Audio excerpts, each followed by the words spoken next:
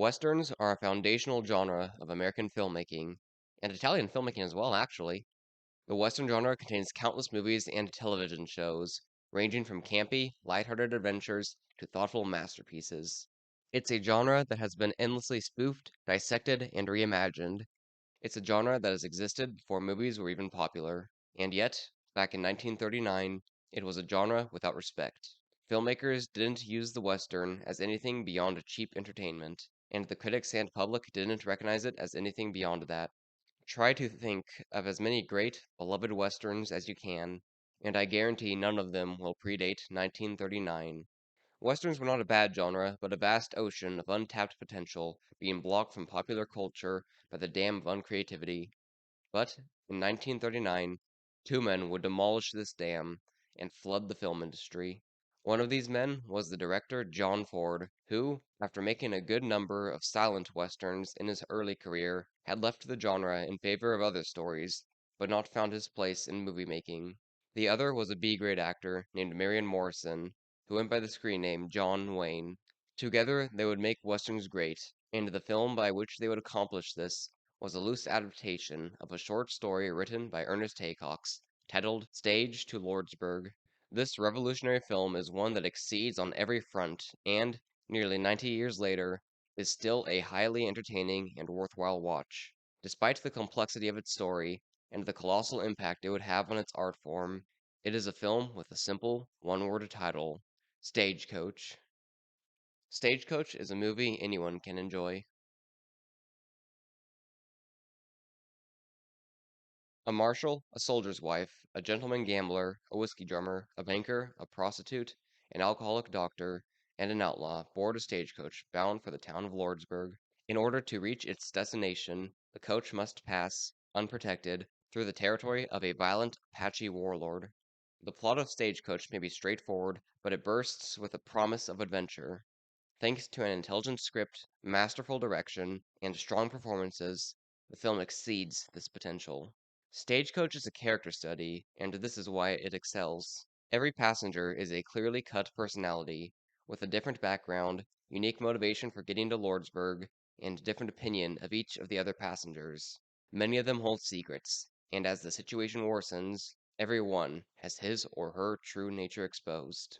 My personal favorites out of the passengers are the Ringo Kid, who is still one of John Wayne's coolest roles, and Doc Boone, the drunken Civil War veteran who was played so well by Thomas Mitchell that he won the Oscar for Best Supporting Actor. This character study highlights the brilliance of the writing. The interactions between the passengers are complex, often nuanced, and change as their circumstances and knowledge of each other do. Nobody breaks character in order to service the story. Every choice and action is entirely consistent with the person making them. This strong writing is only made deeper by the acting and directing. Each member of the cast has a distinct acting style, bolstering the personality and memorability of the characters. Tons of information about the ethics, feelings, and power dynamics of the characters is conveyed through the expressions on faces, shifts in line delivery, and positioning of people within a shot. Speaking of the camera work, Stagecoach is filmed beautifully. The wide shots of the coach traveling beneath the sprawling western sky are stunning. Closer shots of the characters are artistically arranged, giving a subtle beauty to otherwise mundane moments. Complementing this is a great musical score, composed of rearrangements of traditional American songs. This score captures the grandeur of the adventure and underscores the tension among the passengers. Despite its depth, Stagecoach tells its story with shocking efficiency. It doesn't waste a second of its lean 96-minute runtime. Within the first 7 minutes, every key character and subplot is established. It is common for scenes to simultaneously progress the central conflict, develop several subplots, raise the stakes, build tension, and provide comic relief.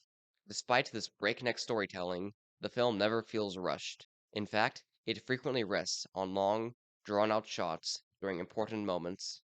At its heart, Stagecoach is a story about character, specifically, how a person's character can be misjudged, and, conversely, how it can be accurately evaluated. Every passenger is immediately judged by the other characters as well as the viewer. As the story progresses, and the passengers are put through a variety of unexpected situations, these initial assessments are challenged. While some are validated, Many prove to be inaccurate, for better or worse. At the climax of the film is the inevitable disaster when the coach is ambushed by Apaches. What ensues is one of the greatest chase scenes in movie history. The coach and horseback warriors break into a full speed run as they reach a vast plain.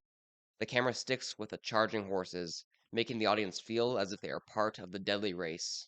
This is already an awe-inspiring spectacle, but it only becomes more incredible as it progresses. This is the moment when the 8 passengers and the driver, who have been carefully developed over the course of the film, are put to the ultimate test. Some prove to be heroes, jumping into action.